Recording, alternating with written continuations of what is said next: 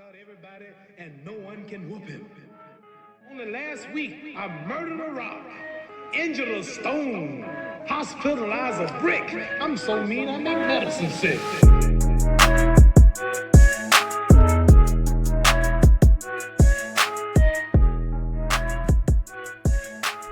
Yo, what's up, guys? It's your boy Chris coming at you with another episode to the Beautiful Struggle podcast, and this is episode 21. I'm starting to lose count here, but this is definitely episode 21. And just to give all the new listeners out there a quick overview of the podcast, and the new listeners, I thank you for joining in and tuning in for the first time. I hope you guys are here for the long run. This podcast is all about sharing perspective, finding purpose, and exploring different types of hustles. So if that sounds interesting to you, please feel free to subscribe and do me a huge favor and refer it to one friend. That really would mean the world to me. And really my goal for this podcast is to release one episode every single week on a Monday morning, providing you guys with a whole lot of knowledge, a whole lot of empowerment, and just some weekly words of wisdom that I may have. In addition to that, if you guys have any topics or if you have any questions or anything that you want me to speak about, please feel free to shoot me a DM, or if you want, shoot me an email. The quickest way to get a hold of me is at Chris Bayoso on Instagram.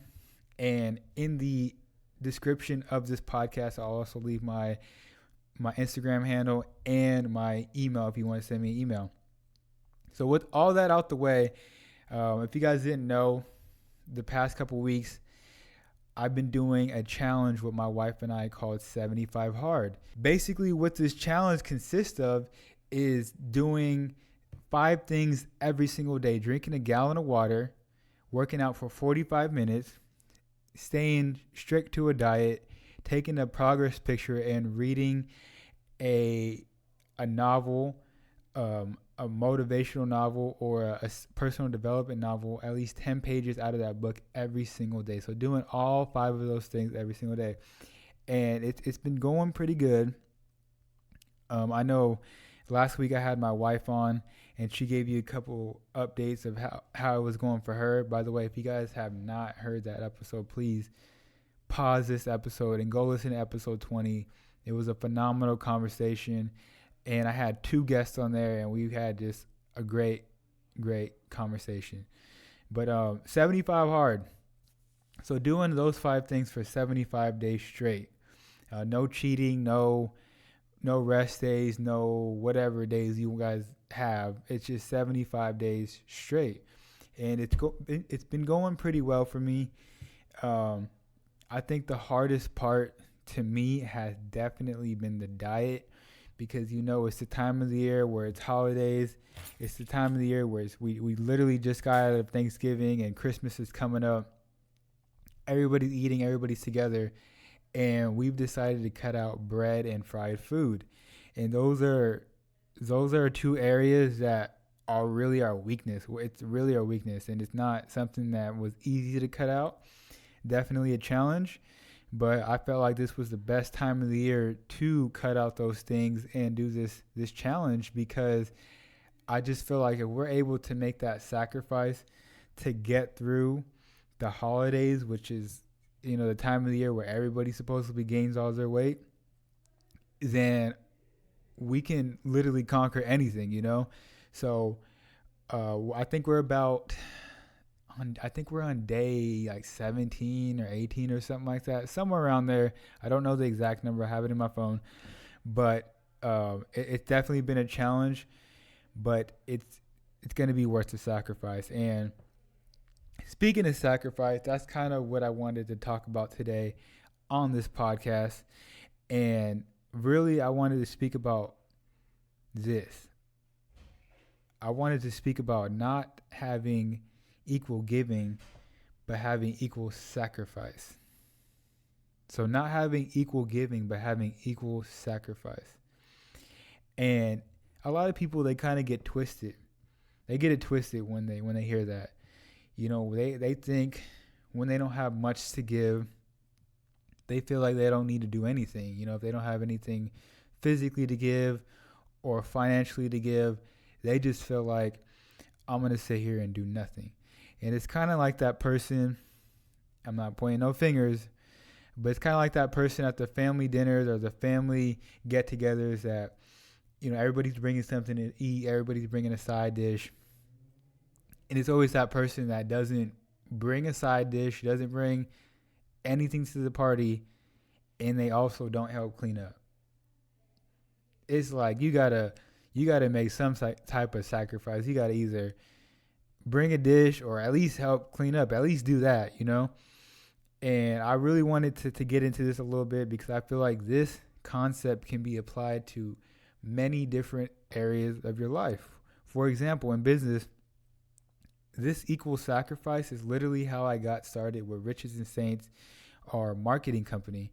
So in the beginning, when the team was small, I really was really informed that the team was looking for content creators and like graphic designers and whatnot. And honestly, if you know me, I'm not good with the camera, and I'm not really good with content creation either, or, I'm not that savvy in that area. So I had to sit back and ask myself, how can I make a sacrifice? What can I bring to this table? What can I bring to this team that will be beneficial to them? So for me, I was able to bring leads, and I was able to bring clients, and that opened up doors for other people to eat off of the leads that I brought in. And I said, hey, this is a way for me to maybe not equally give what they need, but to make a sacrifice and to give what I can give. And that was to bring in leads. And even when I would be at the office, I'd do everything in my power to just be a positive vibe and to be an asset to that team. So doing little things like cleaning up, doing little things like restocking the refrigerator, or whatever the case may be, I wanted to make sure I was an asset to that team. And if you feel like that you're in a situation where you want to be part of a team or you want to be around a group of people, the best way to do it is to make a sacrifice somewhere. If you can't make a sacrifice financially, that's fine, but find other ways to make sacrifices. In relationships, maybe you're in a relationship where it's really one-sided financially. And when you're in a relationship that's one-sided financially, it could be really draining for that person that's bringing in the money to the table, that's really the breadwinner for the relationship. It can be draining for that person. And I would really encourage you that, hey, if you're in a situation that you're not financially there and you can't take that person out to dinner, you can't buy that person gifts and spoil them and things of that nature, I would encourage you not to be a leech and for you to be a parasite and just take from that person, because eventually that person's not going to have anything left to give you emotionally, and you're just going to drain that person. So that's where you need to step up and make an equal sacrifice. In some ways that you can make an equal sacrifice in that type of situation is literally doing stuff like making sure the house is clean before that person gets home, making sure that person has something to eat every single day for lunch, making sure you're spending quality time with that person. You're giving that person their undivided attention that they deserve. So those are areas that you can literally make an equal sacrifice. You may not have the financial freedom that other person has to take care of them, but there's other areas that you can step up and make a sacrifice in. Another example that I have for you guys is I have a great friend that lives in Sacramento, and he's been texting me and calling me for the past month or so, hitting me up, once a week. And what he's been doing for me is he's been praying. He's been literally praying for me on the phone and holding me accountable. Now, we from the both of us, for my business and his family, we don't have a whole lot of time. So we probably hop on the phone for 30 minutes at a time. But when we do, it's always positive and uplifting. So he, in a sense, he makes that sacrifice. And, even though he lives far and we don't hang out, we probably couldn't hang out, he still makes a sacrifice like a brother. And like I said, we probably talk for 30 minutes out of the day, but it's always positive. It's always uplifting. It's always forward thinking. And a lot of people, they just want to get on the phone with you, take your time, lay out all their problems with you, and say, poor me, poor me, poor me. They just want to take your energy. They just want to take from you. And I'm not saying it's bad to get on the phone with somebody and ask for advice. But when it's constantly the topic that when I see your number pop up on my phone and I know it's going to be a draining conversation, that's not good. That's not a good place to be in. But of course, if it happens once or twice, it's fine. You always want to help your people out, but there's people out there that are just, every time they get on the phone with you, it's just like they're taking all your energy from you. So in friendships, make that equal sacrifice, and that time that you have with those people, make it valuable. Our time is literally our greatest asset. If you really study wealthy people and you hear them speak, wealthy people will literally tell you that they will trade all their money that they have for more time. They value time way more than money. They value time way more than money all day, every day.